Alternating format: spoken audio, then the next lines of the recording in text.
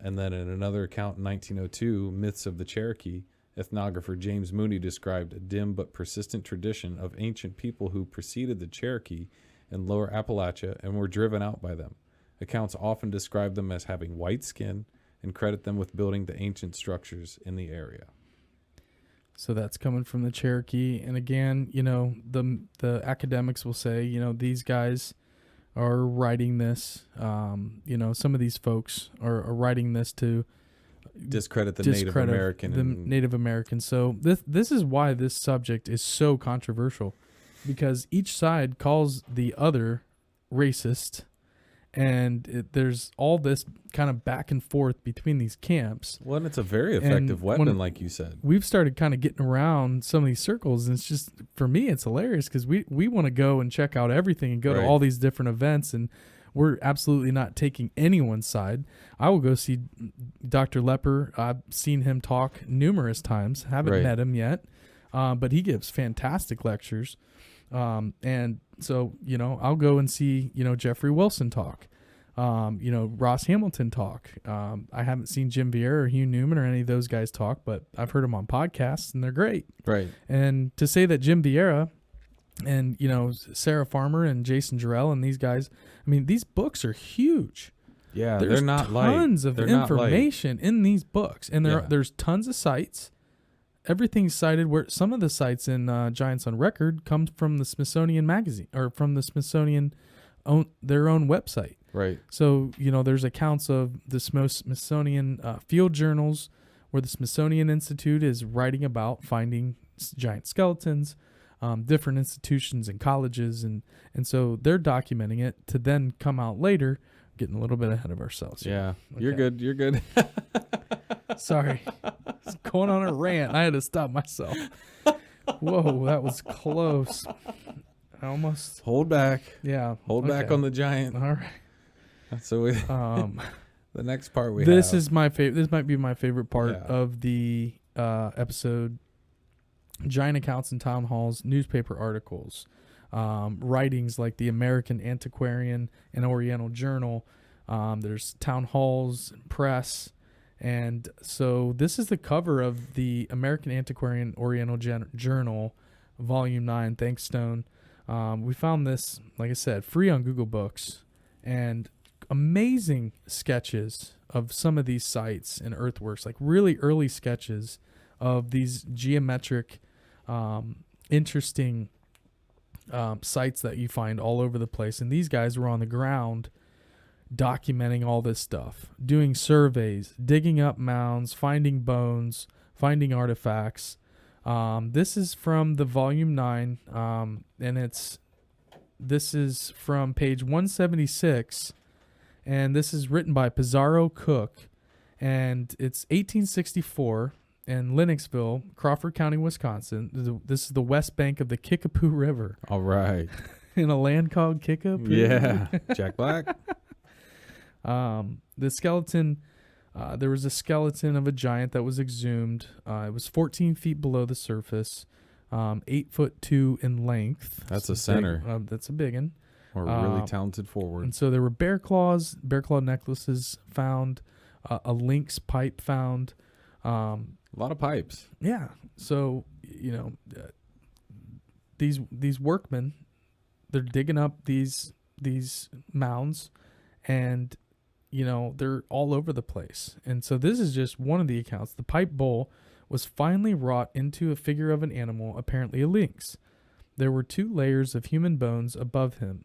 The first, some 4 feet below the surface. The next layer, some 8 feet below the surface. This shows that very long period of time must have elapsed, and my tablet just freaked out.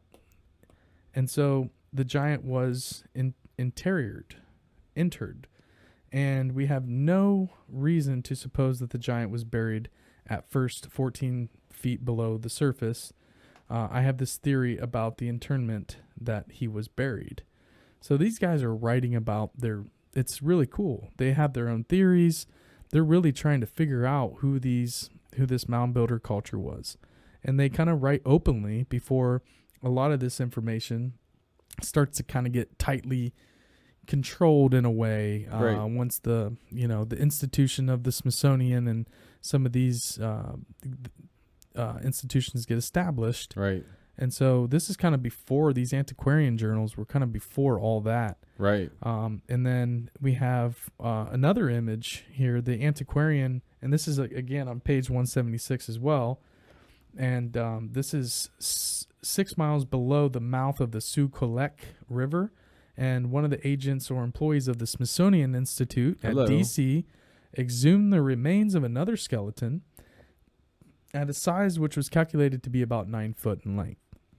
That's so a giant. You got the Smithsonian out there. That's a giant. Being on site. Yeah. This guy is reporting. Yeah. The Smithsonian is there.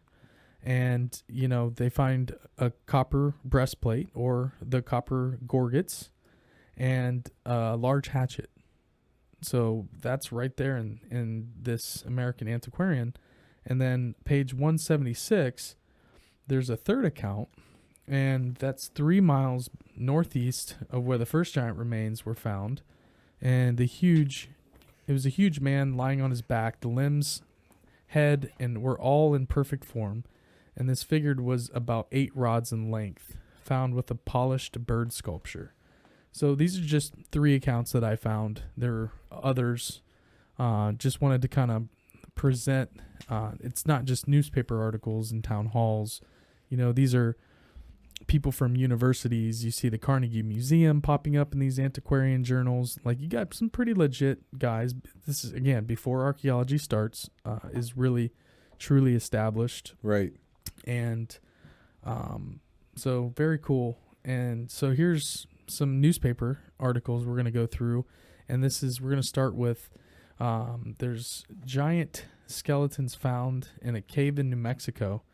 The one in Mexico was found by Charles C. Clapp, and Thomas W. Lawson's mining interest had called the attention of this professor and this Professor Gazis, and they found 200 skeletons.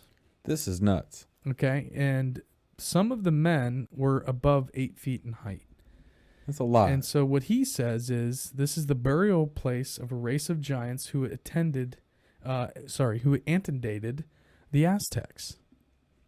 So they're saying that they believe that these giants were a culture that predates the Aztecs. That's kind of interesting. And the femur reached up to this guy's thigh. That's a big leg. Just one part. And he says the molars were big enough to crack a coconut.